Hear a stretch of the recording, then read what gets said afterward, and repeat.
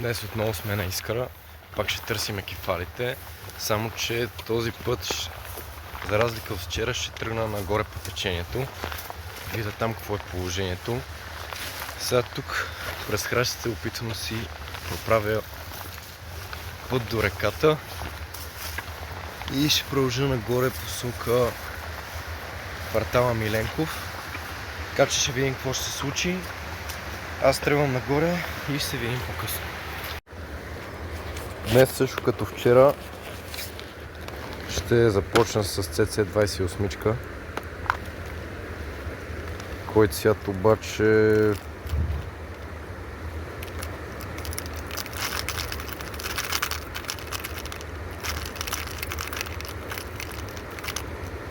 костурчето ще сложа.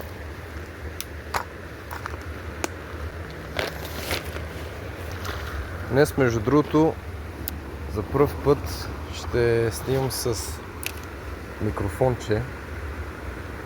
Той не е кой знае какъв, някакъв микрофон от Тему, но все пак кажете дали се чува поне една идея по-добре. А там напред виждам една жена, която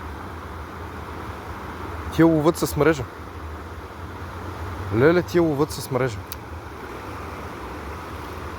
Браконьери има там.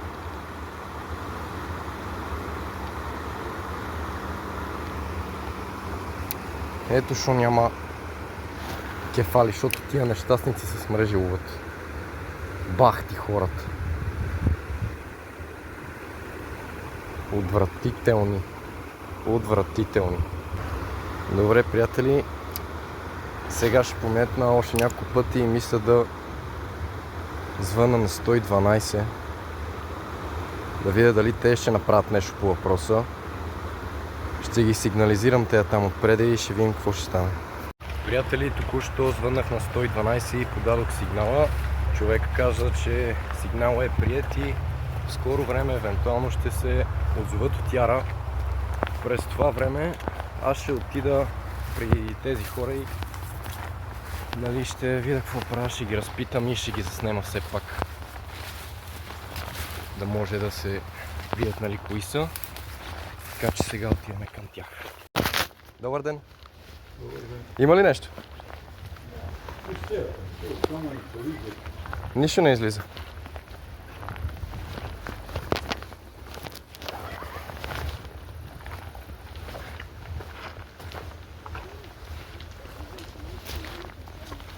Здравейте!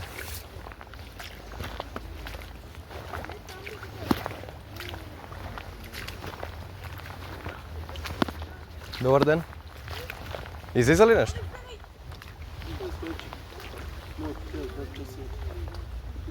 Никаква риба? Имаше една малка... Да. Добре. Ами аз сега при малко дойдох там, бях и при мен за сега нищо няма. А не, просто е така. Децата си правят кефа. Да.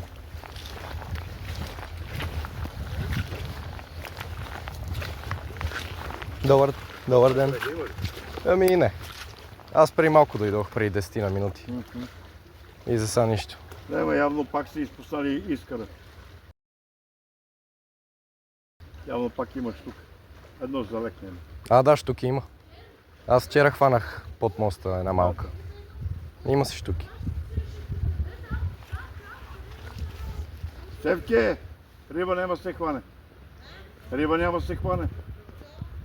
Вчера човека фанал около 2 кила штука. Да.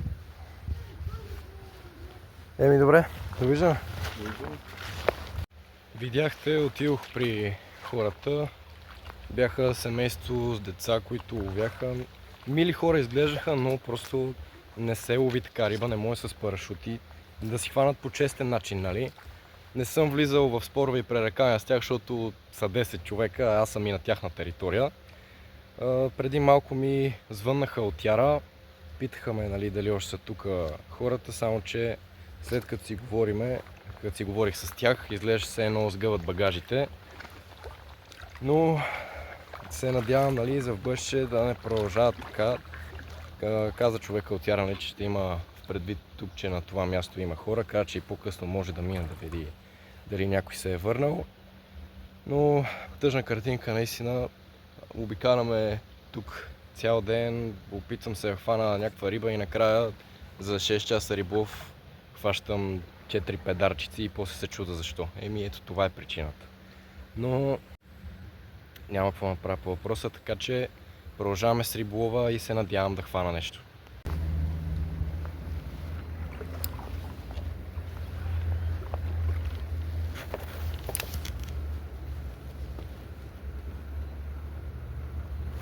О, ето! Ето първото кефалче. Видях между другото от водорастите как тръгна една вълна към вобера.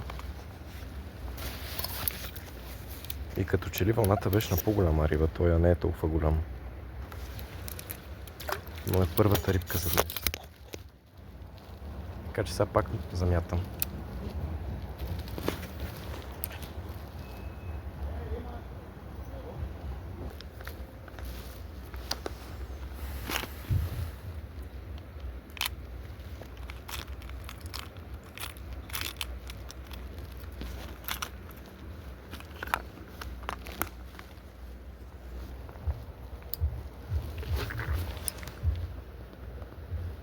О, Дари.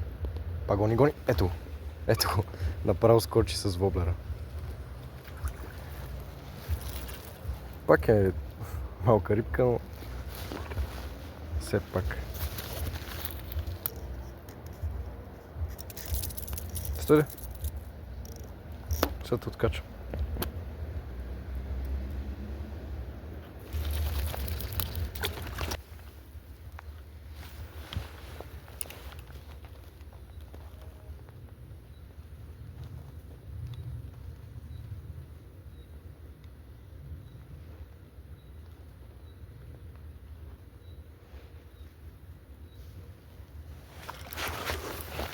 Мале, то как ме взе ми изкара къл.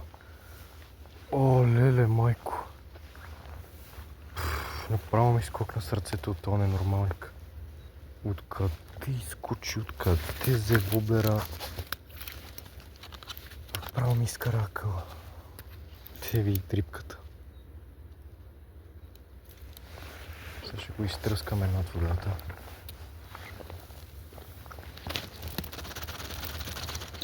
Айде, бягай.